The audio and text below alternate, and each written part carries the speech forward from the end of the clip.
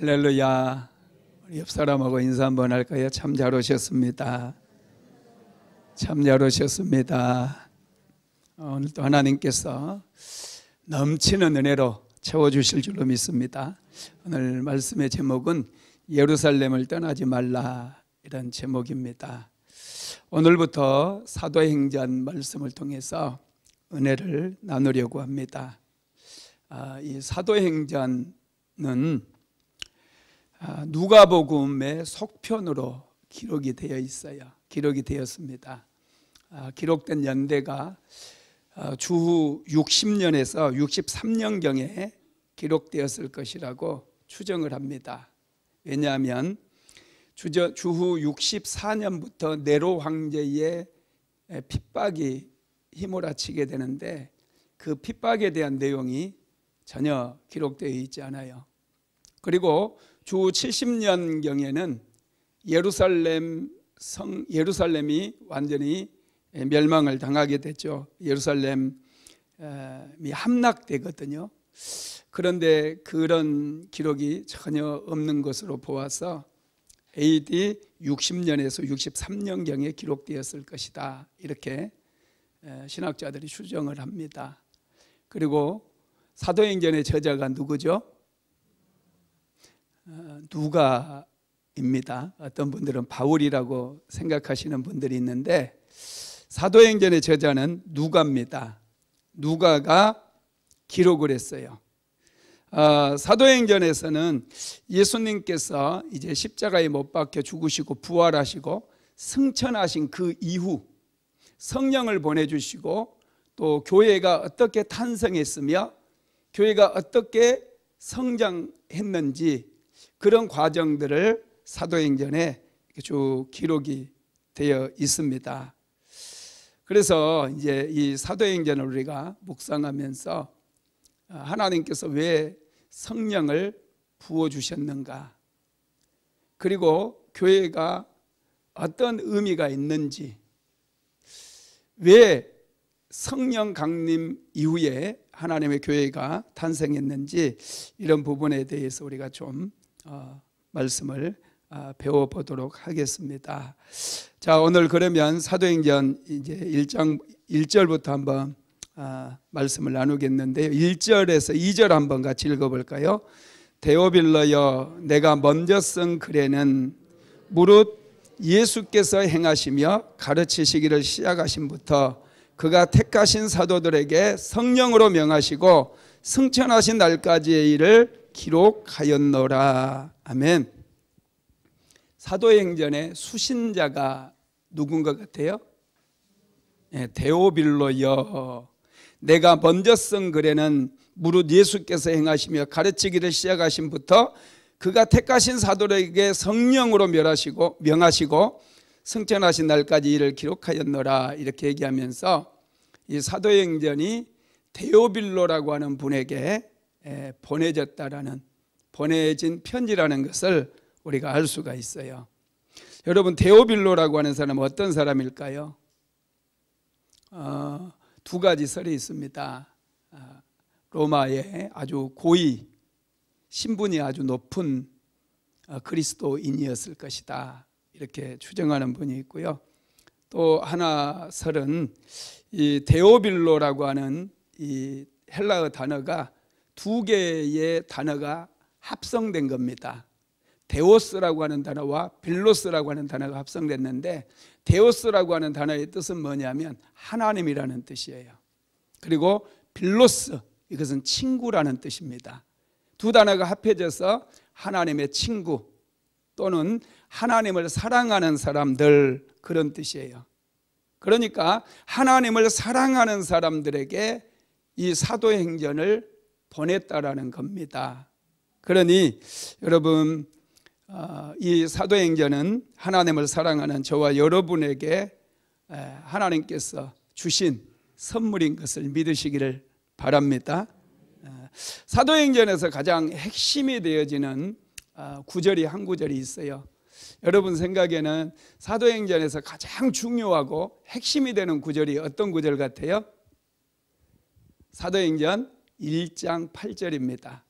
오직 성령이 너희에게 임하시면 너희가 권능을 받고 예루살렘과 온 유대와 사마리아와 땅끝까지 이르러 내 증인이 되리라.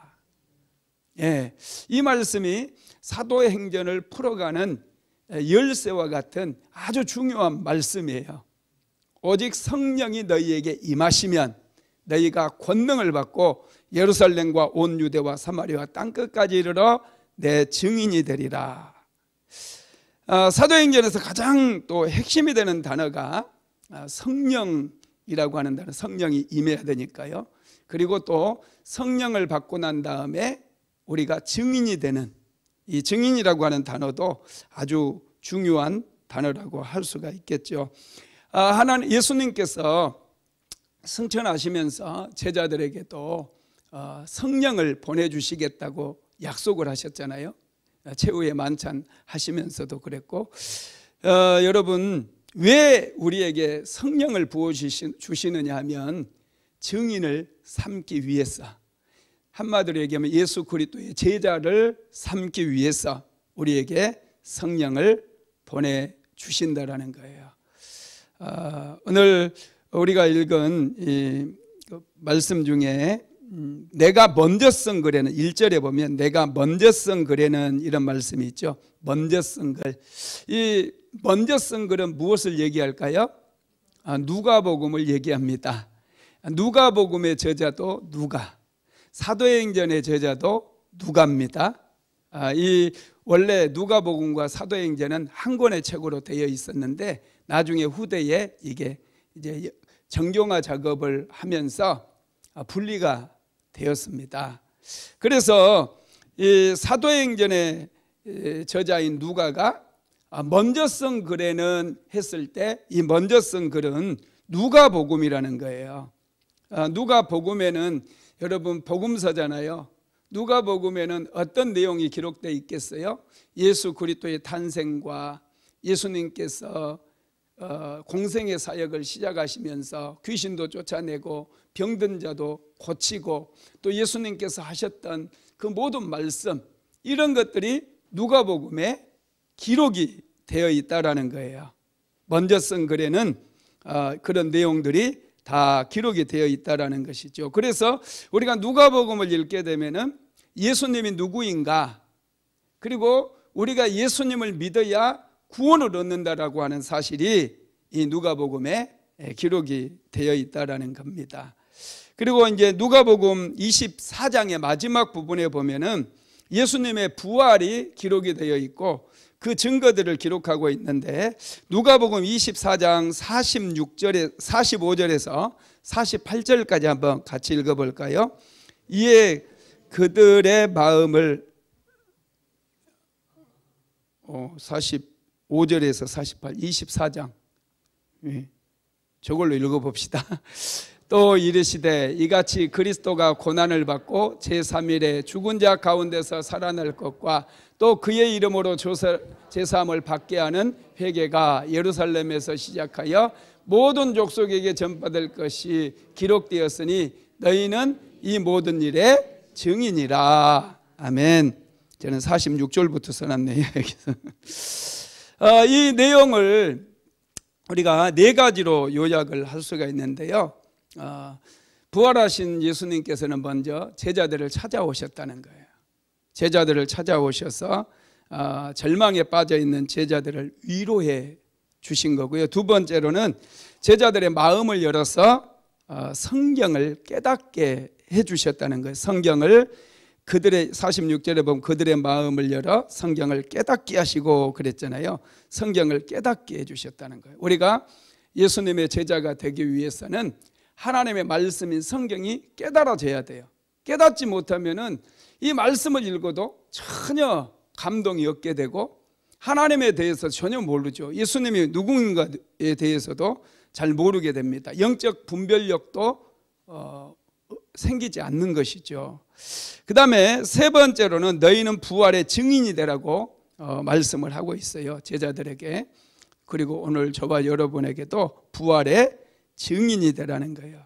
그리고 나서 맨 마지막에 이제 누가복음 마지막 부분에 보면은 예수님께서 제자들을 손을 들어서 축복하시고 승천하시는 그런 모습이 기록이 되어 있습니다. 그래서 여러분, 우리가 누가복음을 읽으면은 예수가 하나님의 아들이심을 비롯해서 우리가 예수를 믿어야 구원을 얻는다라고 하는 그런 내용들이 기록되어 있고, 우리가 예수님을 알아야 예수님을 믿을 수 있기 때문에 이 복음서도 열심을 다해서 읽어야 된다라는 거예요.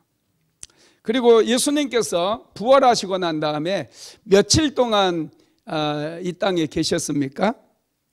40일 동안 계셨습니다. 할렐루야. 예수님께서는 40일 동안 제자들과 함께, 물론 이제 예수님께서 40일 동안 승천하시기 전 40일 동안 제자들과 계속해서 같이 있었던 건 아니지만은 40일 동안 이 땅에 머물러 계셨다라는 거예요. 그래서 이제 사도행전에는 예수님께서 부활하시고 난 다음에 40일 동안 제자들과 함께 계셨고, 이제 승천하시고 난 이후, 그 이후에 제자들이 어떻게 교회를 세워나가고 그들이 어떻게 성령을 받았고 예수님께서 맡겨주신 지상 명령을 감당했는지, 그런 내용들이 사도행전에 기록이 되어 있다라는 거예요. 그래서 우리가 사도행전을 잘 이해하기 위해서는 먼저 예수님에 대해서 잘 알아야 됩니다. 예수님에 대해서 깊이 알지 못하게 되면은 사도행전도 우리가 이해가 잘 안 될 수 있어요. 예수님이 어떤 분인가, 그것을 잘 알아야 됩니다. 자, 사도행전 1장 3절에서 4절까지 한번 읽어볼까요? 그가 고난받으신 후에 또한 그들에게 확실한 많은 증거로 친히 살아계심을 나타내사 40일 동안 그들에게 보이시며 하나님 나라의 일을 말씀하시니라. 사도와 함께 모이사 그들에게 분부하여 이르시되 예루살렘을 떠나지 말고 내게서 들은 바 아버지께서 약속하신 것을 기다려라. 아멘. 그가 고난받으신 후에, 이 말은 십자가에 못 박혀 죽으시고 부활하신 그 이유를 말씀하는 거예요. 또한 그들에게 확실한 많은 증거로 친히 살아계심을 나타내사 40일 동안 그들에게 보이시며, 이렇게 말씀하죠. 제자들에게 예수님께서 부활하시고 난 다음에 40일 동안 제자들에게 보이셨다는 거예요. 할렐루야. 예수님께서는 사망 권세를 깨뜨리시고 부활하셨어요. 만약에 예수님께서 부활하시지 않았다라고 한다면 말 그대로 예수님은 저주받은 죽음이 될 수밖에 없어요. 신명기서에서 나무에 달린 자마다 저주를 받은 자라, 이런 말씀이 있지 않습니까? 예수님이 저주를 받아서 죽은 것밖에 되지 않을 텐데, 예수님께서는 십자가에 못 박혀 죽으셨다가 사흘 만에 사망 권세를 깨뜨리시고 부활하셨어요. 그리고 곧바로 승천해 버렸으면은 제자들이 예수님이 정말 부활하셨는지 아니면 우리가 잠깐 혼동이 됐는지 이거 잘 모르지 않겠어요? 자다가 깨어났더니 뭐 예수님이 부활했다 하더라, 뭐 꿈인가 생신가 막 이럴 수 있잖아요. 그래서 예수님께서는 40일을 이 땅에 머물렀어요. 그리고 제자들에게 하나님 나라의 일을 말씀해 주셨다는 거예요. 여러분, 예수님께서 이렇게 부활하셨다라는 사실을 믿으시기 바랍니다. 이 땅에 자신이 그 신이라고 했던 사람들은 참 많습니다. 불교의 뭐 석가모니도 그렇고, 또 이슬람교의 마호메트 같은 사람도 자기가 신이라고 그렇게 주장하고 그 사람을 믿는 분들이 참 많잖아요. 그런데 그들에게는 무덤이 있어요. 인도에 가면 석가모니 무덤이 있고요, 또 마호메트의 무덤도 있습니다. 그런데 예수님의 무덤은 없습니다. 왜냐? 예수님은 부활하셨기 때문에. 전에 그 신앙촌에 박태선 장로, 이분은 전도관이죠. 박태선 전도관. 이 사람은 자기가 죽으면 3년 후에 부활한다고 약속을 했어요. 부활했나요? 네. 썩었어요 그냥. 또 저기 그 안상홍 증인의 지금 하나님의 교회로 이름을 바꿨는데요. 이 안상홍 증인의 이 사람도 안상홍 씨도 자기가 죽으면 반드시 3년 뒤에 부활한다고 그랬거든요. 부활했나요? 3년이 지난 게 아니라 한 30년 지난 것 같은데 썩어버렸어요. 사람이기 때문에 여러분 부활을 할 수가 없는 거예요. 그냥 썩는 거예요. 그런데 예수님께서는 부활하셨어요. 예수님께서는 사망 권세를 깨뜨리시고 부활하셨다는 거예요. 이 부활 사건이 여러분 우리를 죄로부터 해방시키는 사건이고요. 이게 축복의 사건입니다. 그래서 이 부활 사건이 굉장히 중요하기 때문에 예수님께서는 곧바로 승천하지 않았어요. 제자들이 부활하신 예수님을 확실하게 믿게 하기 위해서, 부활하신 예수님이 정말로 부활하셨다라는 것, 모든 사망 권세를 깨뜨리고 부활하셨다라는 것을 믿게 하기 위해서 무려 40일 동안이나 제자들을 찾아오셨다라는 거예요. 예수님의 부활을 믿으십니까? 예수님은요 부활하셨어요. 그 부활하신 예수님을 여러분 몇 명 정도가 목격한 것 같아요? 예수님의 12제자는 당연히 목격했죠, 그죠? 예수님께서 부활하신 것을 목격했던 사람들이 몇 명쯤 될 거라고 생각하세요? 고린도전서 15장에 보면은 이 15장에 보면은 이런 얘기가 나와 있어요. 한번 먼저 읽어봅시다. 고린도전서 15장 3절에서 8절까지 같이 읽어봅시다. 내가 받은 것을 먼저 너희에게 전하노니 이는 성경대로 그리스도께서 우리 죄를 위하여 죽으시고 장사 지낸 바 되었다가 성경대로 사흘 만에 다시 살아나사 게바에게 보이시고 12제자에게와 그 후에 500의 형제에게 일시에 보이셨나니 그 중에 지금까지 태반이나 살아있고 어떤 이들은 잠들었으며 그 후에 야고보에게 보이셨으며 그 후에 모든 사도에게와 맨 나중에 만삭되지 못하여 난 자 같은 내게도 보이셨느니라. 아멘. 여기에 보니까 예수님의 제자들에게 다 보여주셨고 500의 형제, 그죠? 감람산에서 예수님께서 승천하실 때 그 승천의 모습을 보았던 사람들이 500명쯤 되었어요. 500명. 그러니 이거 오지 않았던 사람들까지 포함하면 한 1000명쯤 되지 않을까요? 부활하신 예수님을 목격했던 사람들이 한 1000명 정도는 제 생각에 될 것 같아요. 1000명 정도가 부활하신 예수님을 그들의 눈으로 보았다라는 거예요. 대단하지 않습니까? 그리고 예수님을 핍박했던 그 사울에게까지 부활하신 예수님께서 찾아오셔서 자신의 모습을 보여주셨다라는 것입니다. 이게 여러분 굉장히 놀랍지 않습니까? 여러분 사도 바울은요 부활하신 예수님을 만나고 난 이후에 그의 인생이 바뀌어버리잖아요. 예수 그리스도를 믿는 사람을 잡아다가 감옥에 가두었던 사도 바울이 이제는 그 예수 그리스도를 전하러 다니는 거예요.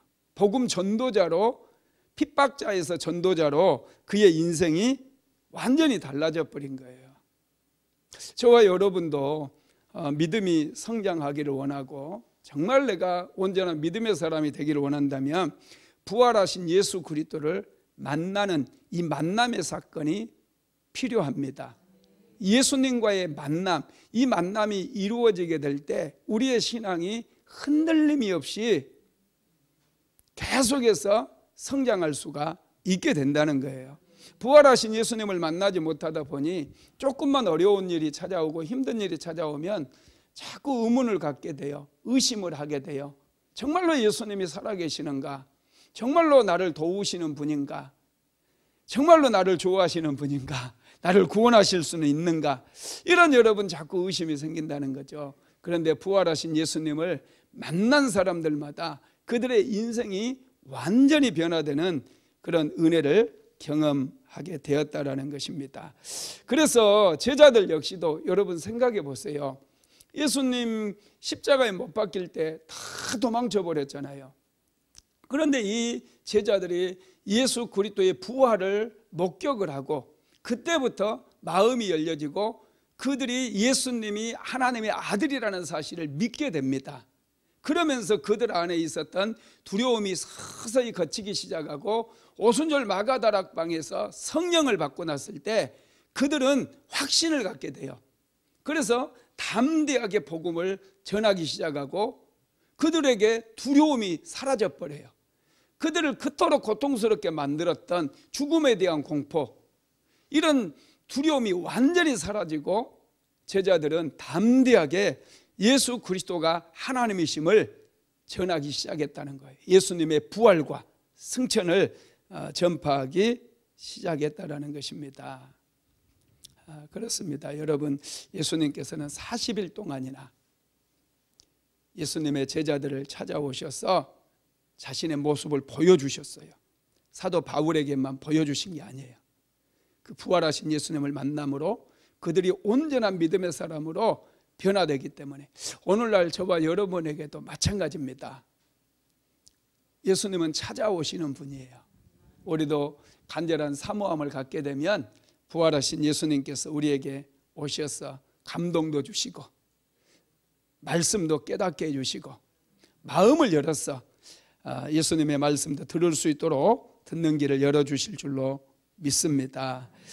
예수님께서 40일 동안 지상에 머물러 계셨는데 40일 동안 하신 일이 하나님의 일을 말씀했다는 거예요. 3절 하반절에 보면 40일 동안 저희에게 보이시며 하나님 나라의 일을 말씀하시니라 그랬어요. 하나님 나라의 일, 이게 뭘까요? 하나님 나라를 소망하게 만든 거죠. 여러분, 천국에 대해서 말씀하셨다는 거예요. 천국에 대해서. 천국은 정말로 있습니다. 할렐루야. 믿습니까? 천국이 있습니다. 죽으면 끝이 아니에요. 천국이 있습니다. 와, 좋죠? 예수 믿는 우리에게 천국이 있다는 사실, 이 존재만으로도, 천국의 존재만으로도 우리에게 얼마나 큰 힘이 되는지 몰라요. 천국이 왜 천국입니까? 예수님이 계신 곳이기 때문에 천국이에요. 그곳에는 뭐 일도 안 하고 먹고 뭐 놀고 이게 아니에요. 예수님이 계시는 곳이기 때문에 그곳이 천국이 될 수 있는 것이죠. 그래서 하나님 나라의 일을 제자들에게 말씀하신 것은 제자들에게 천국을 소망하며 천국을 기대하며 그들이 살아가게 하기 위해서, 그리고 죽어가는 영혼들, 천국이 있다면 반드시 지옥이 있기 때문에 예수님을 믿지 않는 사람들은 지옥 가기 때문에 천국을 소망하며 기대하면서 열심히 복음을 전해서 예수 믿지 않는 수많은 사람들이 예수 믿고 구원받게 하라고, 그것을 여러분 예수님께서 제자들에게 말씀하신 거예요. 지상명령을 다시 한번 말씀하셨다고 생각해도 무방할 것 같아요. 사도행전 1장 4절도 한번 읽어볼까요? 시작. 사도와 같이 모이사 저희들에게 분부하여 가라사대 예루살렘을 떠나지 말고 내게 들은 바 아버지의 약속하신 것을 기다리라. 아멘. 예수님께서 승천하시기 전에 제자들에게 마지막으로 말씀하시는데 예루살렘을 떠나지 말고 내게 들은 바 아버지의 약속하신 것을 기다려라 그랬어요. 승천하시기 직전에 지금 예수님께서 이 말씀을 하고 계시는 거예요. 예루살렘을 떠나지 말고 내게 들은 바 아버지의 약속하신 것을 기다리라. 지금 부활하신 예수님께서 제자들에게 두 가지 당부를 하고 있죠. 첫째가 예루살렘을 떠나지 말라는 거예요. 여러분, 왜 예루살렘을 떠나지 말라고 말씀하고 있을까요? 누가복음 24장 23절에 보면요, 또 그의 이름으로 제사함을 얻는 회개가 예루살렘으로부터 시작하여 모든 족속에게 전파될 것이 기록되었으니, 이렇게 말씀합니다. 제사함을 얻는 회개가 어디서부터요? 예루살렘으로부터 시작이 된다는 거예요. 그래서 이 여러분, 구원의 복음이, 제사함을 얻게 하는 구원의 복음이 예루살렘에서부터 시작되기 때문에 이 복음의 근원지가 예루살렘이기 때문에 예루살렘을 떠나지 말라는 거예요. 예루살렘이 시작점이라는 거예요. 이곳에서 예루살렘에서 너희들은 머물라는 거예요. 예루살렘에 머물고, 또 한 가지가 뭐냐? 아버지께서 약속하신 것을 기다리라는 거예요. 아버지께서 약속하신 것을 너희들이 받게 되면 이 예루살렘을 떠나도 된다라는 거예요. 여러분, 아버지께서 약속하신 게 뭘까요? 이게 성령입니다. 요엘서 2장 28절에서 29절 한번 같이 읽어봅시다. 그 후에 내가 내 영을 만민에게 부어주리니 너희 자녀들이 장래일을 말할 것이며 너희 늙은이는 꿈을 꾸며 너희 젊은이는 이상을 볼 것이며 그때 내가 내 영을 남종과 여종에게 부어줄 것이며, 하나님 아버지께서 이 마지막 때에 만민에게 하나님의 영을 부어주시겠대요. 성령을 부어주시겠다라는 거예요. 아버지께서 약속하신 것은 바로 성령을 얘기합니다. 너희들은 예루살렘을 떠나지 말고 아버지의 약속하신 그 성령을 기다리라는 거예요. 요한복음 14장 16절도 한번 읽어봅시다. 내가 아버지께 구하겠으니 그가 또 다른 보혜사를 너희에게 주사 영원토록 너희와 함께 있게 하시리니, 예수님께서 하나님 아버지께 구해서 또 다른 보혜사를 지금 너희에게, 이 제자들을 비롯한 이 교회, 이제 새로 생길 교회에게 보내주시겠다라는 것이죠. 성령을 보내주시겠다라는 거예요. 그래서 하나님께서 약속하신 성령을 기다리라는 것이죠. 여러분, 왜 성령을 받아야 돼요? 제자들을 보면 알잖아요. 능력이 없다 보니 마귀의 시험에 한 번에 넘어지잖아요. 예수님 말씀을 그들은 예수님께 제자 훈련 받았잖아요. 3년 반 동안 예수님께 말씀도 배웠고요, 기적의 현장에서 기적의 떡도 먹었고요, 안진뱅이가 일어나는 모습을 보았고요, 소경이 눈을 뜨는 것도 보았고요. 그들이 또 예수님께 권능을 받아서 귀신도 쫓아내는 그런 경험도 있었어요.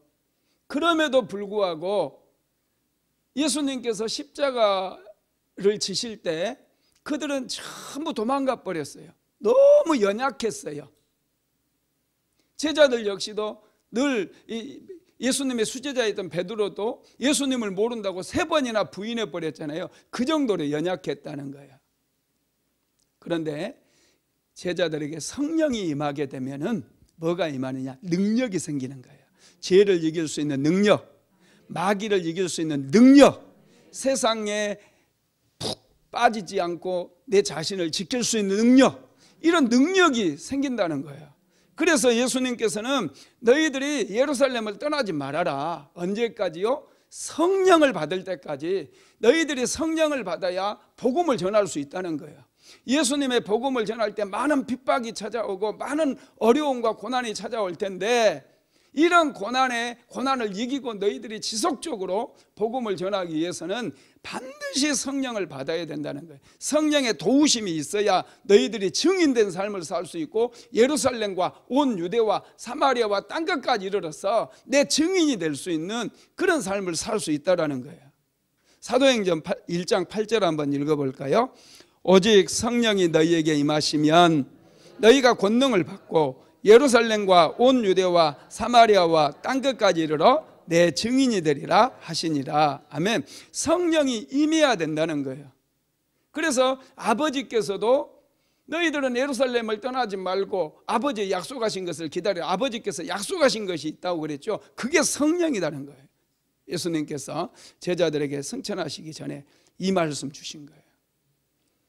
이것은 제자들에게만 적용되는 게 아니라 오늘날 저와 여러분에게도 그대로 적용되는 말씀입니다. 성령 받아야 지혜도 생기고요, 성령 받아야 능력 있는 인생을 살 수 있고, 성령 받아야 마귀에게 자꾸 넘어지지 않고 마귀를 이길 수 있어요. 성령 받지 못하면 우리도 마귀의 유혹에 쉽게 쓰러져 버려요. 쉽게 넘어져 버려요. 그래서 마귀가 유혹하지 않아도 먼저 알아서 죄를 지어버리고 먼저 그냥 예수님을 부인하고 그렇게 돼버린다는 거예요. 그래서 예수님께서는 이것을 너무 잘 알았기 때문에 저와 여러분에게 성령을 받으라 이런 말씀을 주신 거예요. 예루살렘을 떠나지 말고 아버지께서 약속하신 것을 기다려라, 이렇게 말씀을 하고 계십니다. 여러분, 성령님은 어떤 일을 했습니까? 구약 시대에는 창조 사역 때부터 성령께서 역사하셨어요. 하나님께서 천지를 창조하실 때 하나님의 영이 수면 위를 운행했다, 그런 말씀 창세기 1장 2절에 나오잖아요.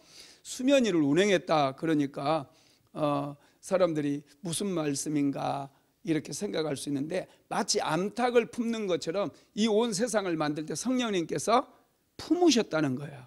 이 세상을 품었다는 게 운행하셨다는, 뭐 차로 이렇게 다녔다는 얘기가 아니에요. 암탉이 계란을 품는 것처럼 딱 이렇게 품으신 거예요. 그 품으심으로 인해서 공허하고 혼돈했던 것들이 물러가면서 질서가 잡히기 시작하고 말씀이 선포되니까 여러분, 천지 창조가 이루어지게 되었다라는 것입니다. 뿐만 아니라 성령님은 성경을 기록하는데 사람들을 통해 성령의 감동으로 영감을 주셔가지고 성경을 기록하게 만들었어요. 그래서 성경의 원저자는 성령님이셔요. 그리고 구약의 여러 가지 사건들 속에도 여러분, 성령님께서 함께 하셨습니다. 여리고성이 무너질 때도, 노아 홍수 사건이나 홍해바다가 갈라지는 그 모든 사건 속에서도 성령께서 함께 하셨다는 거예요. 그리고 또 여러분, 신약 시대에도 예수님께서 이 땅에 오실 때 성령으로 잉태되셨죠. 또 공생의 사역을 시작하기 위해서 요단강에서 세례 요한에게 세례를 받으실 때 성령이 비둘기처럼 예수님의 머리에 임했잖아요.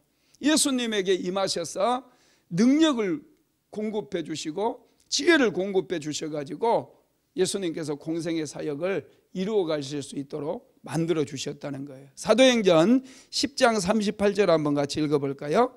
하나님이 나사렛 예수에게 성령과 능력을 기름 붓듯 하셨음에 그가 두루 다니시며 선한 일을 행하시고 마귀에게 눌린 모든 사람을 고치셨으니 이는 하나님이 함께 하셨습니다.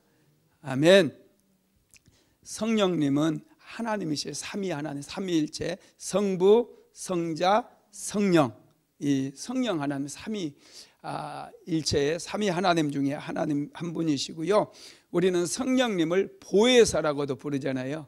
보혜사는 돕는 자, 또 변호사 이런 뜻이에요. 우리를 대신해서 변론해 주시고 변호해 주시는 그런 좋으신 분이라는 거예요. 그리고 우리가 세상을 이길 수 있는 힘을 공급해 주시는 그런 분이십니다. 그래서 예수님께서 제자들에게 승천하시기 전에 당부하기를 너희들은 예루살렘을 떠나지 말고 위로부터 능력이 불일 때까지 이 세상에 머물라고, 이 성에 머물라고 그렇게 말씀을 하신 겁니다.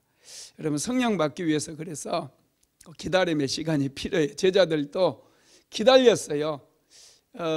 감람산에서 예수님의 승천을 목격하고 난 다음에 500명의 성도들이 목격을 했다고 그랬잖아요. 처음에는 이 500명의 사람들이 전부 마가의 다락방으로 몰려갔어요. 왜냐하면 예수님께서 말씀하셨거든요. 예루살렘을 떠나지 말고 아버지의 약속하신 것이 있으니 그것을 받을 때까지 기다려라. 그래서 그들은 마가 다락방으로 가서 기다렸어요.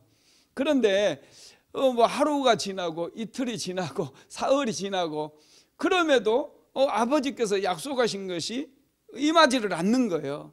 그러다 보니 500명의 사람들이 서서히 떨어져 나가고 이제 집에 일 보러 가고 또 일터로 나가고 이러다 보니 사람이 점점 줄기 시작했어요. 그리고 몇 명이 남았었냐 하면 120명이 남은 거예요. 120명이 오순절이 이를 때까지 한 10일 정도 시간인데요. 그 시간까지 기다리고 전심으로 그들이 하나님 앞에 기도하고 있었어요. 그때 하늘에서 갑자기 여러분 바람 소리가 불어오고 그러면서 불의 혀같이 갈라지는 것이 각 사람 머리에 임하면서 성령이 그들에게 임하게 된 거. 오순절 마가다락방에 120명의 성도들에게 성령이 임했다라는 사실을 믿으시기를 바랍니다. 그래서 우리가 하나님의 약속이 있어요. 저와 여러분에게도 사도행전 말씀을 우리가 배우면서 또 사도행전 말씀을 우리가 묵상하면서 정말 사모하시기 바랍니다. 하나님 나에게 성령을 부어주세요. 성령 받으면 능력이 생깁니다. 그래서 영적 전쟁을 할 때도 우리가 능력 있는 기도할 수 있어요. 또 방언도 사모하셔서 하나님 나에게 방언도 주세요. 그래서 방언 기도도 막 세게 해가지고 막혀있는 모든 담을 무너뜨리고 영적으로 반드시 승리해서 하나님께서 주시는 놀라운 축복을 다 받아 누리게 되기를 주님의 이름으로 축복합니다. 기다리면서 계속해서 기도하면요 반드시 하나님께서 우리에게 성령을 부어주십니다. 나무로 집을 짓는 데는 6개월이면 충분합니다. 그런데 하나님께서 나무 한 그루를 키우기 위해서 100년 정도 시간이 걸린대요.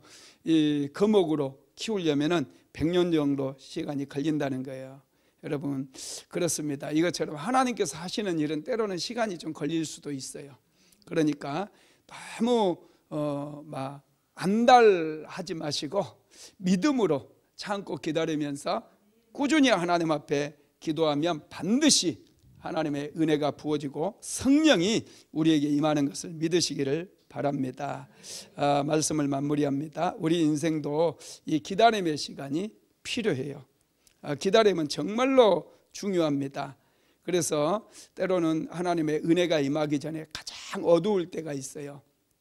답답하고 막 의심도 들어오고 그런데 여러분 얼마 남지 않았어요. 그런 시기를 믿음으로 잘 견디기만 하면 반드시 하나님께서 성령을 부어주셔서 우리로 승리케 만들어 주시는 것 믿으시기 바랍니다.